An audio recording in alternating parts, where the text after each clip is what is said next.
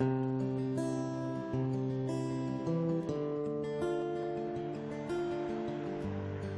1985, I first heard the name Kelvington, the home of Wendel Clark.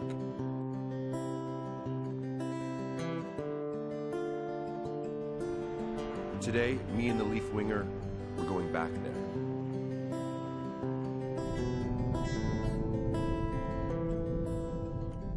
When we drove in, we seen the cattle coming in for the auction today, Tuesdays. Was there cattle farming where you were? Did you? Yep, we had cattle too, yep.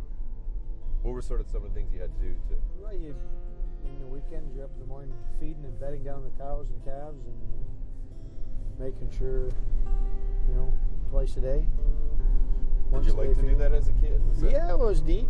Awfully cold, and you're the youngest, and you have to stand there at minus 35 and hold the gate open for 2 hours while somebody's driving in and out with the tractor. But that was all part of the greatest thing about growing up in a small town or a farm, especially, is you get to drive all the vehicles.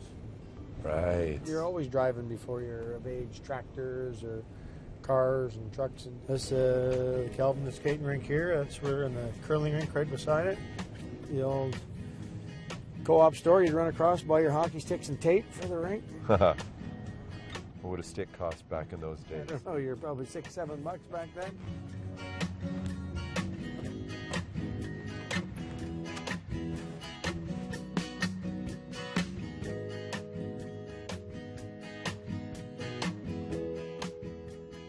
Here's that.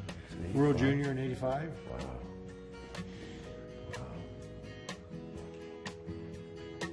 You and your family helped build this rink. Can you tell me what? Yeah, it was all very community when the old one was basically condemned, and then this one had to be built in short order, and the community gets behind everything and helps raise the money and build it. I can remember the floor, getting the floor ready is in the sand and getting the base down. I was driving the tractor in here, packing the ground. Your dad had his funeral here. Yeah.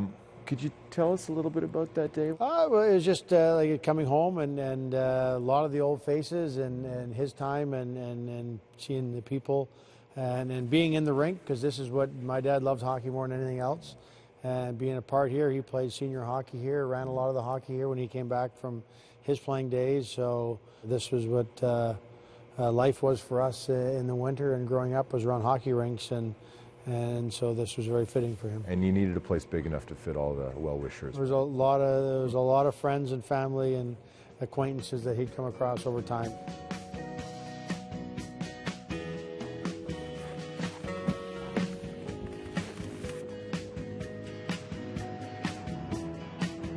And then this is the public school here.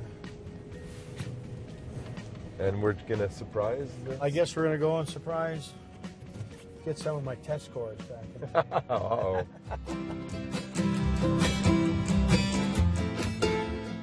We have a special guest with us today.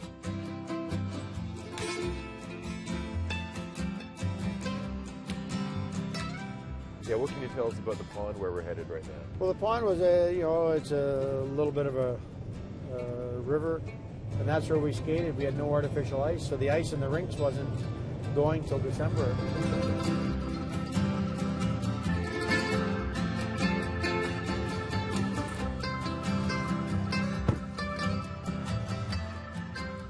So it's right out here? Right out here, there's the rink. A non-snowy day, you could skate for Wow.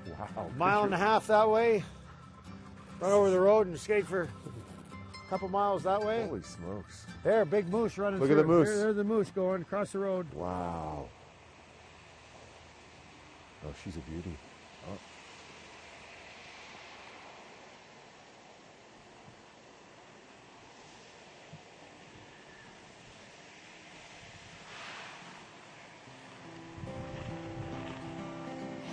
The frozen plain under blue skies, this is Canada's hockey mecca. Here players are born and here they return, walking those same roads, traveling that same trail across the great and wild prairie.